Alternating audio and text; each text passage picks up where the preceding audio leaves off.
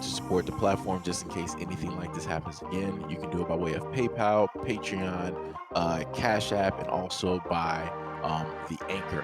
And you can also further support the platform by way of going to the Teespring store or the shoe store that is located in the comment section below.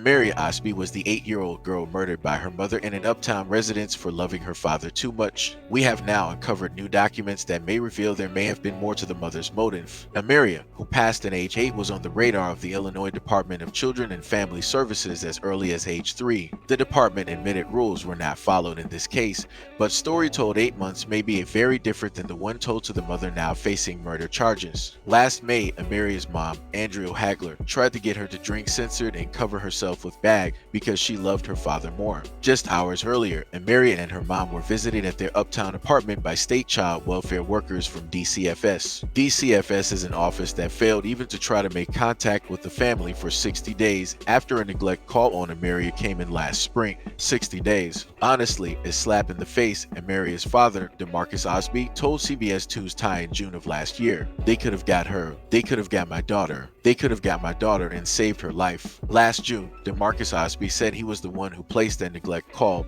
and he was repeatedly denied custody of the girl. He offered his opinion on what motivated the murder. Because she told the truth to the agent, Osby said in June. She told the truth. She didn't lie. What truth did she tell? That her mother was censored her, Osby said. But a report obtained by CBS 2 from the Cook County Medical Examiner's Office sheds new light on what those DCFS agents saw and said to Amaria's mom hours before the crime. According to family members, the Demise report says, Osby's mother had a meeting with the Department of Children and Family Services and Osby was going to be taken away from her mother and placed in the care of another guardian. If true, it flies in the face of the DCFS version of events this June. It read, an investigator visited the family and spoke with the mother and child. There were no noted concerns for physical censorship or neglect. We asked DCFS if they stand behind that June statement.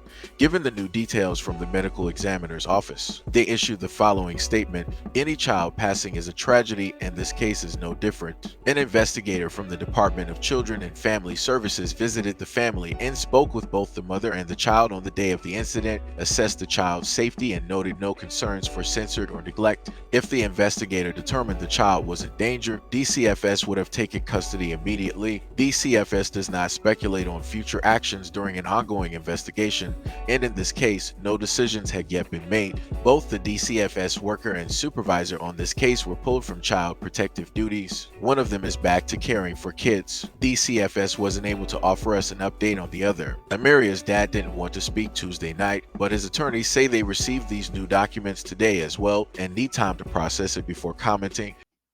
All right, so before people start with the normal, every day trying to say that, oh, but where was the father? How come he wasn't in his daughter's life? If he did more and he was actually more present, then, he could have stopped this from happening. And I see how this is going to get blamed on the mother. And it's no, because it is 100% on her. Because at the end of the day, she stated by her own admission that she did this because her daughter loves her father more.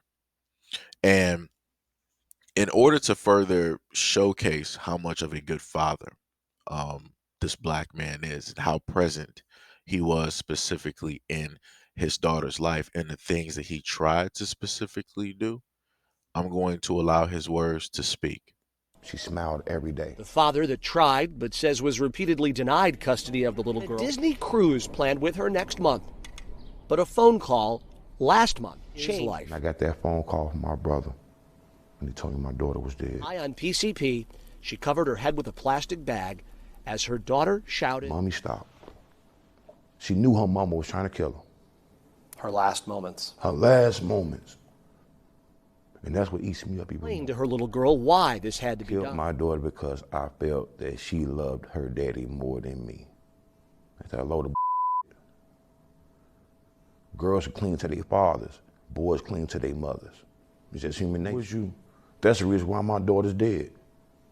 Because she told the truth to the agent. She told the truth. She didn't lie. What truth did she tell? that my mother was beating her. I saw bruises all in her face. That lets me know that her mother was beating her. And she wasn't lying. Where did you see the bruising? On the cheeks, you said? Back. Back. Her back. What do you make of that? 60 days. 60 days, honestly. A slap in the face. They could have got her. They could have got my daughter. They could have got my daughter and saved her life. Message to the head of DCFS as you sit here today. You need to clear the whole building out and put people in there that really want to do this job. It makes no sense that my daughter is laying in the ground 60 days after I made a call, begging for help. And they never came. Never came. All right, so I want people to understand that the father was present. He was going to take his daughter on a trip. He was consistently there with her. I'm guessing that more than likely the two adults were separated, but they were doing co-parenting. And for whatever reason, the mother decided to get jealous of, the daughter's affection towards the father, which makes no sense. I would think that as a mother, you would want that child to love their father so much that in a sense, it doesn't force him to be there, but it's something that is so undeniable that he wants to make sure that he is going to be a part of that child's life. But that's clearly not what she wanted. Now, some people may list like, oh, well, she did have some mental this and mental that. No, that's an excuse. That's an excuse. That's 100% an excuse, because the main thing I tell people is that if you want to do, anything that involves you, go ahead. You're in control of your own destiny, your own life, whatever it is that you want to do. Don't involve anybody else. At no point in time, I don't even care if you are a parent, at no point in time do you have the right to do something like this. Do you have the right? I'm not talking about, people trying to list some extenuating circumstances from like 100 or whatever years ago, because we're not there. I'm talking about right here and now. There is not at one point in time does a mother have the right to do anything like this because you're jealous of the affection that the father is getting from your own daughter. Wow.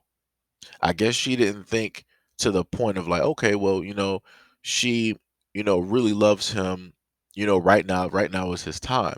When she starts to get older, that can in a sense be my time. I can, spend some more time with her. I can teach her and, and show her things that, obviously her father can't do. She didn't decide to think for, the long game. She was thinking real short, real short. And then, they also stated about her, right? They said Hagler's attorney stated that his client remains nearly comatose and at risk of erasure behind bars. He also stated that she was, for about 17 years, she was an occupational therapist. Think about that. For 17 years, she was an occupational therapist, which means that she went through school. She's pretty smart. She knows how to pay attention. You're not going to tell me that this woman is going to be able to plead crazy. No, we're not doing this. We're not doing this, or at least I'm not allowing it. We're not doing that. We're not doing that. Like I said before, if you respect the life of these children out here, you will stop allowing these adults to cop out and say, "Oh, I'm mentally insane. I didn't know what I was doing. It was voices in my head." No, you knew exactly what it was that you were doing. And then they also stated that the Illinois Department of Children and Family Services had confirmed that they had previously contact with the family, but they say it was never for the child, but for the adults. Prosecutors also stated that an autopsy determined that the young girl passed from multiple injuries caused by the mother. So again, this is by her own doing because she was jealous of her own daughter. And this is something that I've talked about before, but it obviously falls on deaf ears.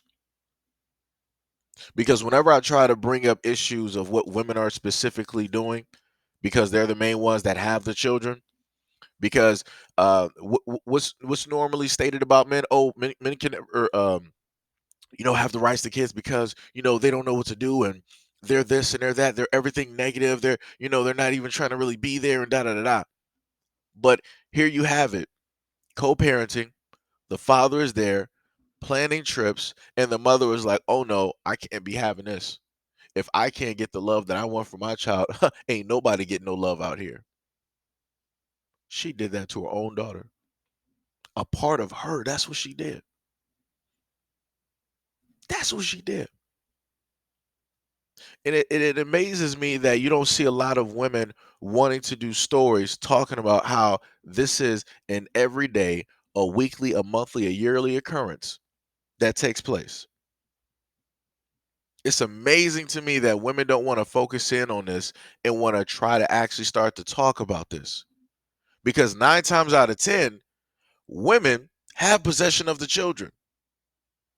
Everybody's so fixated and worried about men and what it is that they're doing and all this other type of stuff, but nobody's worried about the people who are the closest to the children and have the utmost access to them all the time. You heard what the father said. I'm the one that sat up there and called CPS on her. I'm the one that did it because I knew what it was that she was doing to my daughter. I knew what it was that she was doing.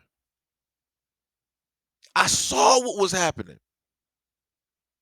And that's all he could do. He went the standard route to try to get the situation fixed. They failed. You know why they failed? Because he's a black man at the end of the day. He's a father at the end of the day. These systems are not built in order to help the father get the child. They are built to separate the father from the child. They are built to keep the family separate. That's how it's built. But when you try to sit up there and explain this to a lot of black women out here, they don't want to listen. They ain't trying to hear it. The whole thing is, oh, well, y'all need to stop, going out here and, having all these kids. Y'all need to stop going out here spreading your seeds and da-da-da-da. But yet, like I said, when the focus is on women and when a guy is sitting up there telling women like, hey, maybe y'all should stop going out there and, opening the doors to any passerby.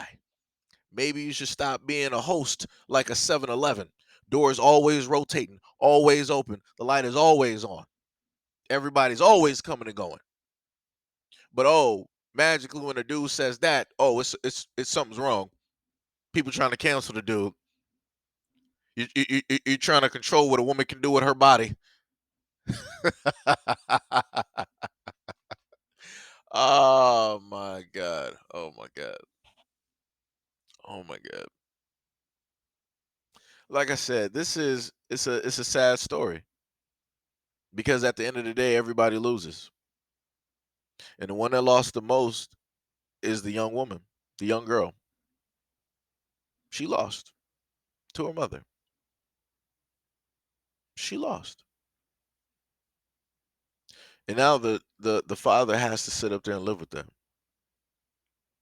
The main one that she loved, the main one that she looked up to, the main one that, she just wanted to be around, her protector. He has to live with the fact that it wasn't the world that was trying to take his daughter from him. That's not who he had to protect her from. It was from her own mother. No matter how big, no matter how strong, no matter how determined the father was, he wasn't able to protect his daughter from her own mother. That's the person that did it. So, again, I want people to remember this the next time they want to talk about black fathers not being there and, black fathers not being present and caring about their kids.